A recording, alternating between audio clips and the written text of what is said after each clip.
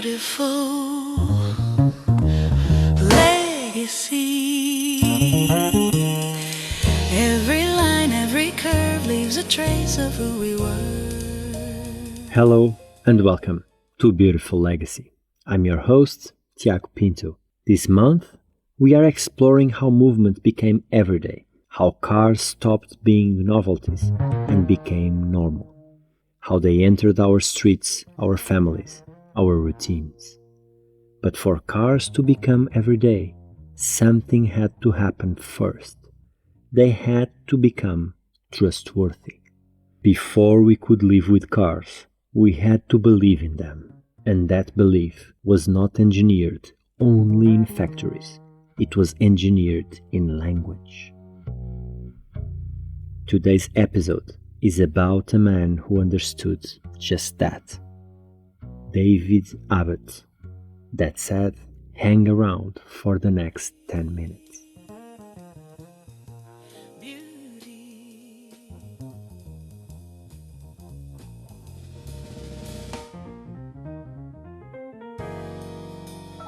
David Abbott was born in 1938 and became one of the most respected copywriters in British advertising history. He worked at Doyle Dane Bernbach in London, absorbing the influence of Bill Bernbach's revolution, the idea that advertising should be honest, intelligent, and human, that it should respect the audience. He later co-founded Abbott Med Vickers in 1968, which would become AMV BBDO, one of the most influential agencies in Europe. Abbott was not loud, he was precise. He believed advertising should sound like a person speaking clearly, not a salesman performing. In an era when car advertising often glorified speed, status, and aspiration, Abbott approached communication differently. He asked, what if the real luxury is not power, but peace of mind? Beautiful legacy. Every line, every curve leaves a trace of who we were. Abbott's most enduring automotive work came through Volvo in the 70s and 80s. Volvo did not look glamorous. Its cars were boxy, restrained, almost austere. Abbott recognized that this seriousness was not a weakness, it was a philosophy. Instead of disguising Volvo's character, he amplified it. His ads did not shout about horsepower, they explained engineering. They detailed crash structures. They described testing procedures. They calmly laid out the facts. The tone was rational, almost forensic. The underlying message was powerful. Volvo does not impress you. Volvo protects you. Safety was reframed, not as fear, but as responsibility. Buying a Volvo became an ethical decision. A statement about who you were as a parent, a partner, a citizen. Advertising here was no longer about seduction. It became reassurance.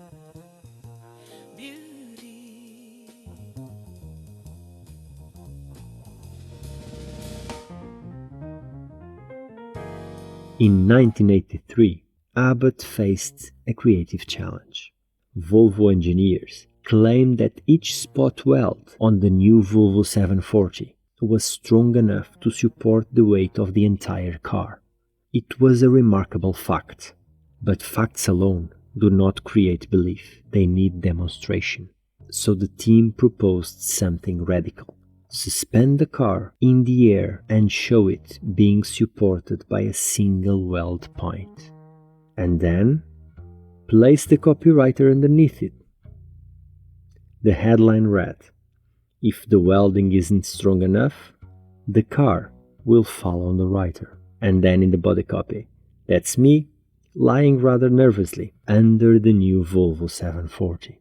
The writer under the car was David Abbott himself.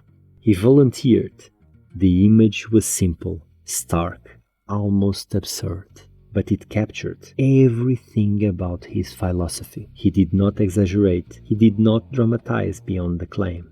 He embodied it. There is something revealing in that gesture. Advertising often asks the audience to take risks, financial, emotional, social. Abbott reversed the equation. He took the risk first. It was a theatrical moment, yes, but it was also deeply consistent with his belief that credibility must be earned. You cannot ask people to trust a brand if you are unwilling to stand behind it, quite literally. In that photograph, advertising became physical and trust became visible.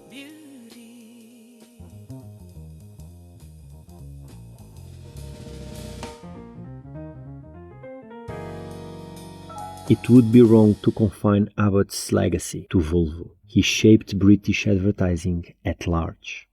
At AMV BBDO, he led campaigns for Sainsbury's, The Guardian, and most famously, The Economist, whose red poster campaign used nothing but sharp headlines and white space. No imagery, no noise, just intelligence. Abbott assumed the reader was smart. That assumption was radical. It elevated the craft, it raised expectations, it created loyalty. And in automotive communication, that mindset mattered profoundly. Cars are not impulse purchases, they are long-term commitments. Abbott treated buyers as rational decision makers.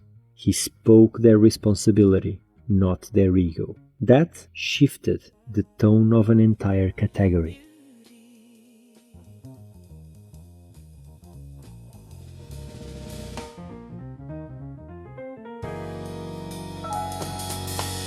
Beautiful legacy.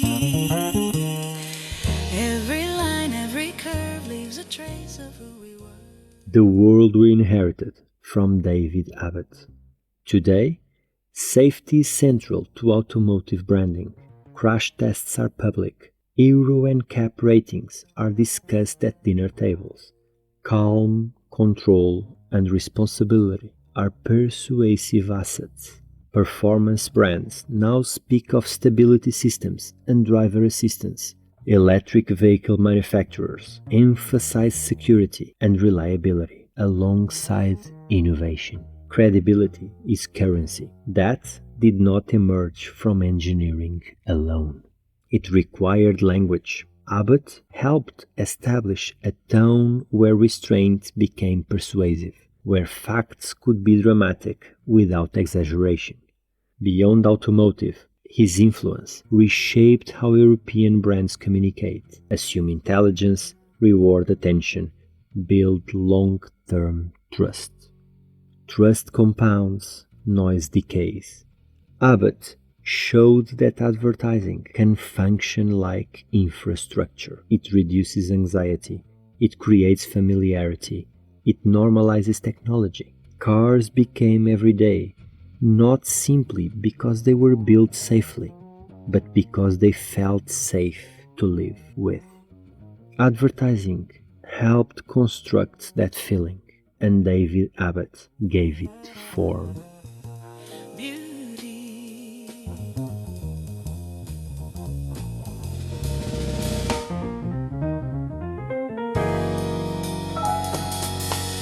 Beautiful legacy. Every line, every curve leaves a trace of who we were. There is a quiet courage in Abbott's work. In a profession tempted by exaggeration, he chose clarity. In a market driven by speed, he chose calm. In a culture of spectacle, he chose credibility. And when necessary, he lay beneath the product to prove his point. He demonstrated that persuasion is not about volume, it is about belief. The world we inherited is one where brands compete on responsibility, where safety is visible, where trust is strategic. That world was written into existence by people who respected the audience enough to tell the truth. David Abbott did not sell cars. He built trust around them. And that truly is a beautiful legacy. Beautiful legacy.